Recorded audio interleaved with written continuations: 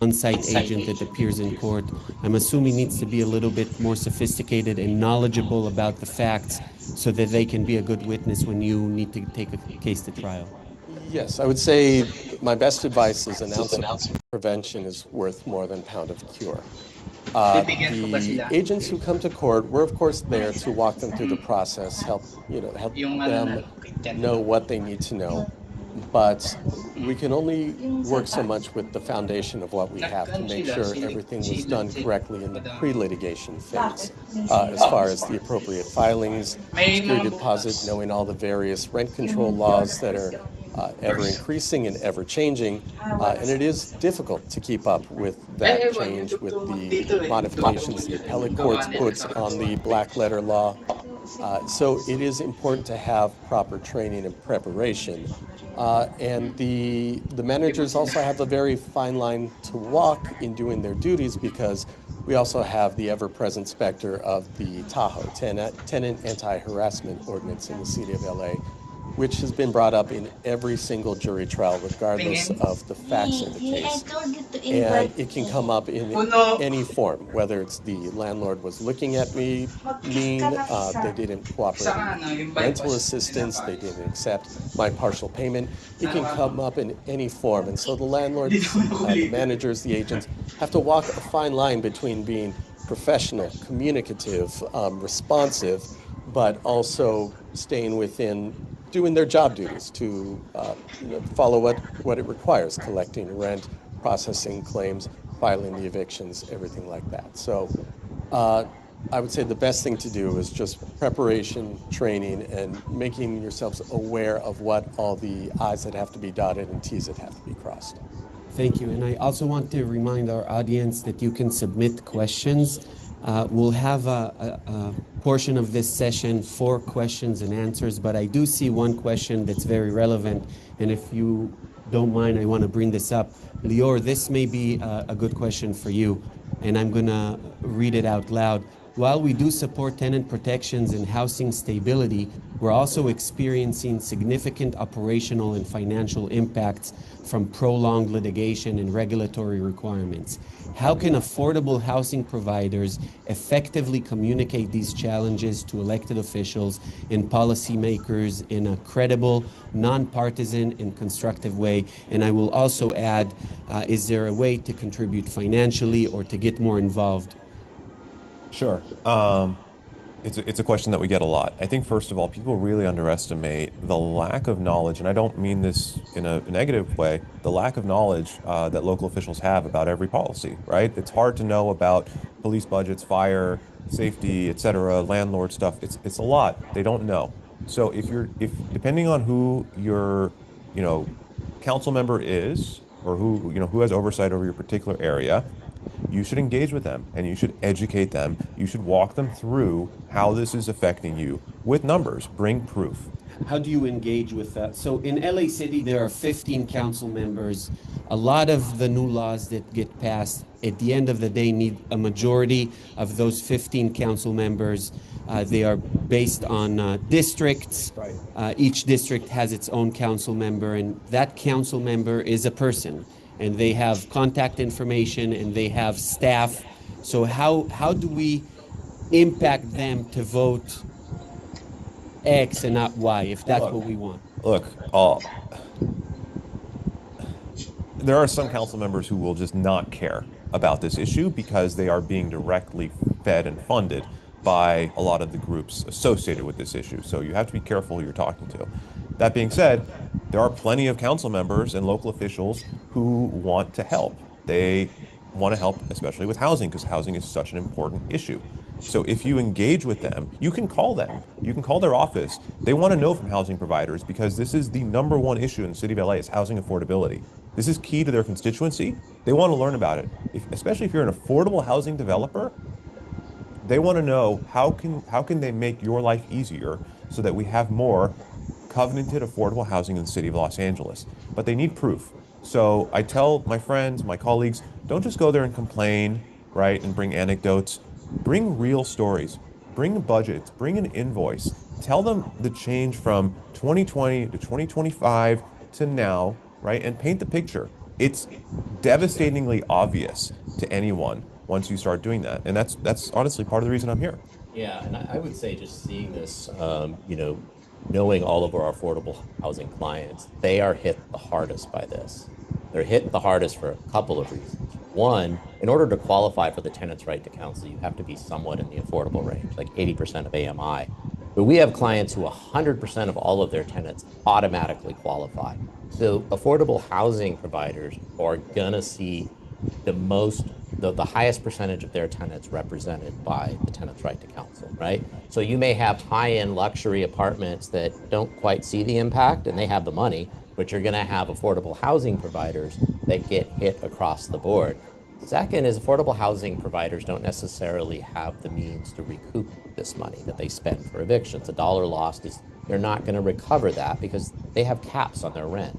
They can't re-rent the next unit at market rate. They're still stuck with these caps. And then third, for whatever reason, we see these tenant right groups more aggressive with affordable housing. It's almost as if it's, oh, this is a low-income resident. We're going to fight twice as hard. And I've had conversations with some of the heads of these legal aid groups and said, you're going after the good guys here. You're going after the good guys, right? Why are we doing this? They don't care. There's no response. It's essentially saying we're preventing homelessness, and that's the end of it. If the affordable housing providers want to get together, their voice will be heard, I think, a little bit louder, probably more strongly than the conventional. And if any documentation is needed from KTS, we can provide you kind of an oversight of what you used to pay prior to the tenant's right to counsel and what your average cost is right now. That information is easily available to us. And for whatever attorney you're using, it should be available to them, and you can have hard numbers. Just to add to that, to the question of how can you communicate your position and make an impact, I want to give my personal experience. So Vibrant LA and us and the Apartment Association of Greater Los Angeles and CAA, towards the end of 2025, there was a proposal to amend the rent stabilization ordinance in Los Angeles. The main change was to cap rent increases to a range between 0 and 3%.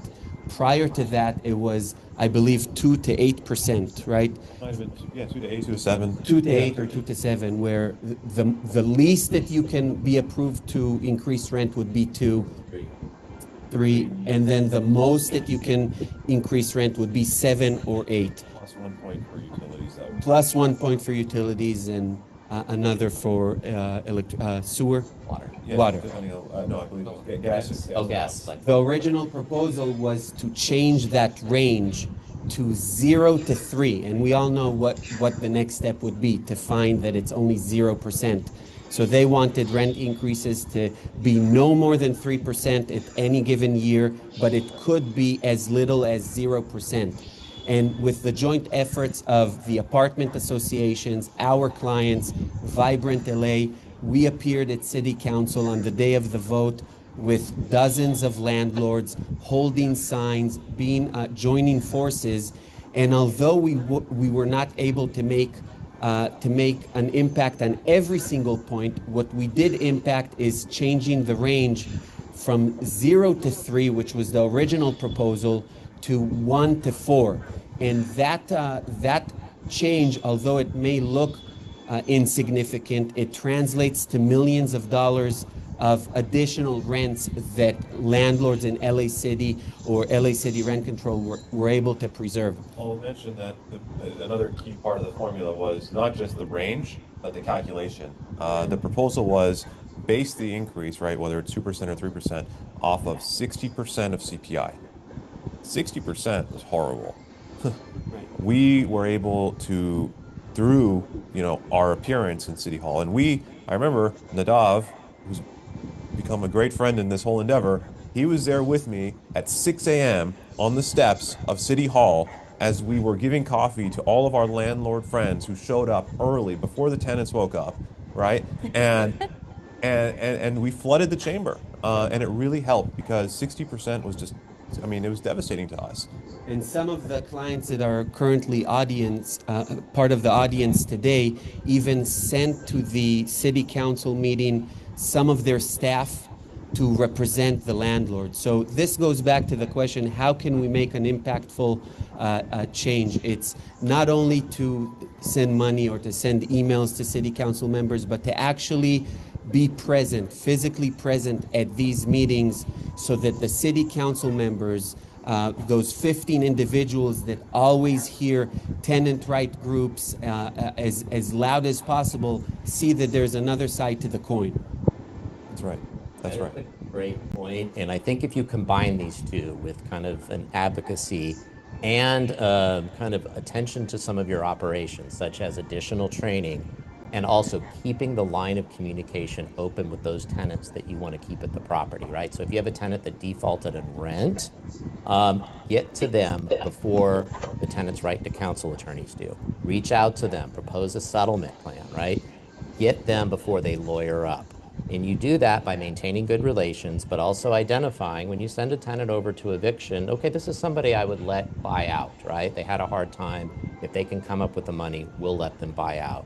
And all you need to do is just get some basic settlement terms, send it to your attorney, get a stipulation drafted up, signed, and that from that point forward, that becomes enforceable and you can preclude or stop the tenant right to counsel attorneys from stepping into the cases. We can open the floor to questions if there are any. I know it's a little different when it's through Zoom. And also, I would want to say if anybody wants to be more involved, please feel free to email us. If you want to email me, that's fine. I see here a question asking for a list of council members. We can provide that list. We can provide the upcoming legislative calendar in city council. What's in there? What's going to happen potentially? Just Lior, a final question for you is: so we see the adverse impact on landlords. Where is this going? So is this a snowball that's going to grow, or is this the end result? And do you see us being able to kind of at least stop the madness? So let me be clear. Vibrant is not an apartment-only organization. Vibrant's goal is to establish what we believe is common sense in Los Angeles, which is predicated on public safety and strong police enforcement, stronger than what we have now, a real solution to the homeless problem, and not a system of incentives that just perpetuates more homelessness, and the respect of private property, which is clear here. All of these issues are intersectional, right? And they are, I guess, orthogonal to a group called the DSA, which has picked up a lot of traction. I'm sure a lot of people read about what happened in New York, right? Freeze the rents. It gets a lot of political play when you start saying, free rent, low rent, all this stuff. It's the biggest line item. So this faction in politics has done a very good job capturing this issue. And no, this is just the beginning. If you read their playbook, which we've read and it's public, they're on CNN now. They're very out about this stuff. The goal is to socialize housing, right? Housing is a human right. You hear this over and over from them. They want to treat this more like a public utility. Obviously, anyone who's run an apartment building knows that this is the furthest thing from a public utility. So yeah, I would say this is just the beginning. Right now, there's 4 DSA members on city council. Right, 4 is not a majority. But it's a block. But it's a lot. It's a lot. I would say it's a plurality of any other kind of block within the council, right? Enough to move the center of gravity. There's more people on the ballot, right? There's the Democratic Socialists of America. It's the Socialist Party, basically. It's unclear any affiliation with the actual Democratic Party. So, like I said, there's someone running for city council now who was the president of ACE, which I'm sure you've heard of, ACCE. It's a pretty big tenant rights group. That person who wins in city council, guess what he's going to vote for? The same thing with city attorney, right? If you get a DSA city attorney, unlike the city attorney who's sitting now, who questioned all of this and refused to sign off and went public about it, you're going to get someone who just signs right off, maybe increases the money, forget about the audit, right? It continues to compound. So this funding source is somewhat locked in, Right? In other words, if our clients are trying to plan budgets for evictions or other litigation type, we anticipate this to be renewed year in and year out because it's tied to the mansion tax. It's tied to the mansion tax. It has to be approved by the city council, but it is mandated by the ULA measure. So there are some guidelines. Now you ask, well, what can the city councilman or what an elected official can't overturn ULA? That has to go back to the voters. But what they can do is demand an audit and say, hey, legal aid, where is this going? What are we getting? Or reallocate some of the money to build affordable housing rather than pump it into eviction defense. Is that an option as well? I think that's been a little bit unclear in my discussion with public officials. I mean, my initial question was, why don't we just give the money to the tenants so that they can make up the delta? How many evictions happen in the city of LA in any given month? What's the average, delinquency amount? Let's just make them whole. Everybody wins, and instead of creating a system of incentives that's counterproductive. And no clear response on that, huh? No.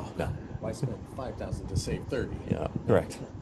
So we're getting close to the 1 hour that we've allocated for this session.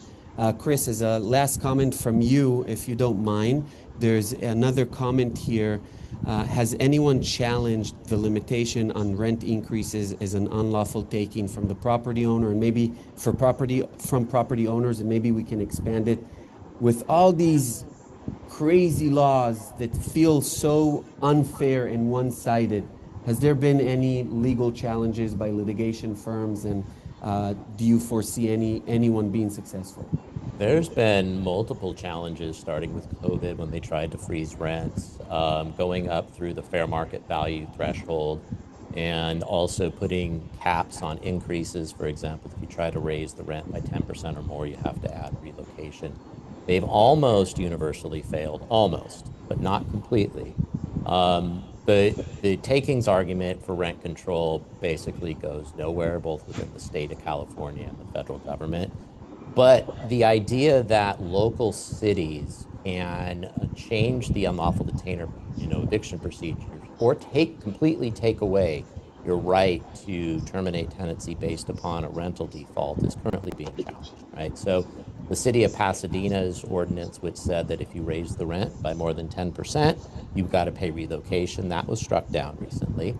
And we're currently challenging the fair market value threshold. So on top of all of this right now with the tenant's right to counsel, as you guys know, there's a law that says you can't even start to serve a notice or collect rent unless the delinquency goes over the fair market value threshold. Well, so for some affordable housing clients, that threshold is either 6 to 7 months out or potentially never, because you have to put everything within the past 12 months into your eviction. So we are currently challenging that, and we would encourage clients that if they think that some of these ordinances are kind of overburdensome or taking away their right to rely upon the eviction statute, to contact your attorney.